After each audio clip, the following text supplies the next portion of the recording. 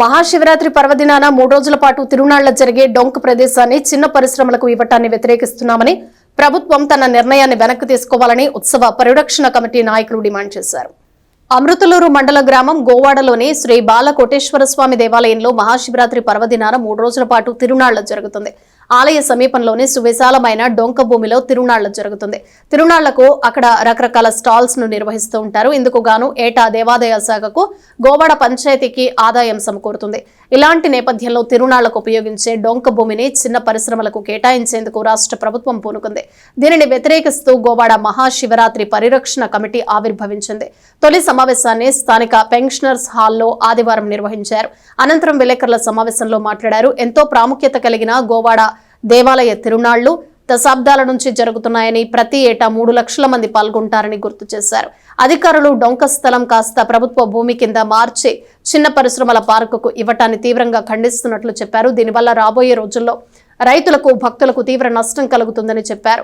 CM Chandrababu Naidu, Pawan Kalyan, Lokesh దృష్టికి తీసుకువెళ్లాలని నిర్ణయించినట్లు తెలిపారు. అప్పటికీ ప్రభుత్వం తన నిర్ణయాన్ని ఉపసంహరించుకోకపోతే గోవాడ దేవాలయం వద్ద నిరాహార దీక్ష చేస్తామని గోవాడ మహాశివరాత్రి పరిరక్షణ కమిటీ సభ్యులు దర్శి శివకోటేశ్వరరావు, కేబీ సత్యనారాయణ, తుమ్మల జగదీష్, కొడాలి శ్రీధర్, రామకృష్ణ మాస్టర్, కడియా నందకిషోర్, ఊకగంటి శ్రీనివాస్ హెచ్చరించారు. అవసరమైతే న్యాయ పోరాటం చేస్తామన్నారు. ప్రజల్లో ఒక భావన ఉంది.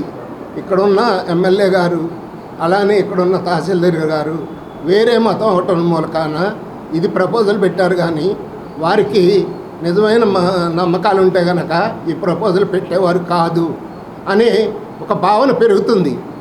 ఆ భావనని కట్ చేయాలంటే ఈ ప్రపోజల్ని వెంటనే విత్డ్రా చేసుకోవాలి.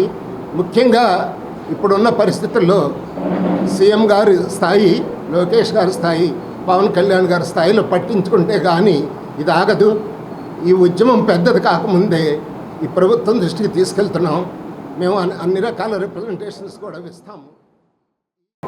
ప్రభలు ఎక్కడ కట్టుకోవాలి, వచ్చిన బళ్ళు ఎక్కడ పెట్టాలి, పశువులు తిప్పుతాం ఆ దేవాలయం చుట్టూ కూడా, అదొక ఆచారం. అక్కడ మరి వేలాది చుట్టూ అన్ని పల్లెటూళ్ళే, అక్కడ ఉన్నటువంటి పశువులన్నీ వచ్చి తిరగాలంటే చోట ఎక్కడ ఉంటుంది? ఇదంతా కూడా చాలా దుర్మార్గమైనటువంటి పని.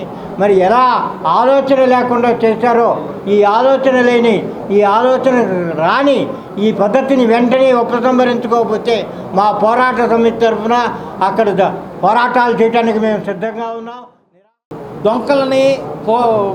డొంక పోరంబోగుల్ని, డొంకలని, కాలకట్టలని, చెరువు పోరంబోగుల్ని ఎటువంటి వాటికి ఉపయోగించకూడదండి. కేవలం రోడ్లు మాత్రమే ఉపయోగించాలి. కానీ ఏంటంటే ఇక్కడ ఏం జరుగుతుందంటే అండి, నిబంధనలు ఉల్లంఘించేసి దీనికి ఆధారం ఏంటంటే ఈ సర్క్యులర్ ఎంఎస్ఎం సర్క్యులర్ ఇచ్చినప్పుడు కలెక్టర్ గారు ఎంఆర్ఓకి రాశారు.